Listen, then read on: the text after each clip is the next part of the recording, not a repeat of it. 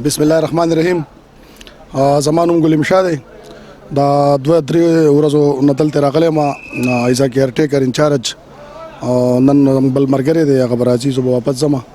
خو دې خلکو ته په ستاسو په ساتت باندې دا خبره کومه چې پاره د خدای کینې لږ کور کینې دا وبا به الله ختمه کړي.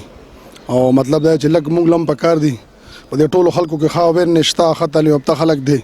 خو کم خلک تعلیم یافته نه دي، په کور کې به څوک په ټي وي باندې، بلکې زه وایم چې په دې نن سبا څوک موبایل تم چاته کال کوي. تاسو به هم لیدلي، زما خیال دی هغه سیفټي پریکاشن چې کوم وي هغه ورته پکې راځي چې یاره په دې باندې عمل وکړئ. خو نه پوهېږو چې دا خلک په کومه خبره پوه شي، ځکه چې د ګورنمنټ پاکستان سره دونه وسایل خو نشته، خدای دې نه کړي کو پرس کې نورو ملکونو غونډه حالات شي، د هغوی سره خو بیا هم څه نه ساغه دغه شته زنګ سره څه دي، دغه د یو الله نوم پاتې دی. نو پاره د خدای زه ستاسو په ذات بیا دا خبره کوم د ټول قوم دا د ټول ورونو دا چې لږ کور کینې لږ د حکومتي د کم تدابیرو باندې عمل وکړي چې دا دغه دلته د سره روکتام وشي.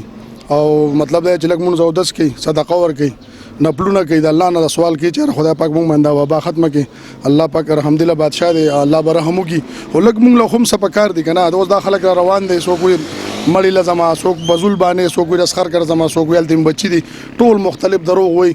نو د هغې نه دا خلکو ته دا اپیل کوم چې پاره د خدای لسه ورځې ګزاره وکړئ چې خدای پاک دا وبا ختمه کړي. دا څنګه سواد دی ګرځو به پکې تاسو به هم راځئ.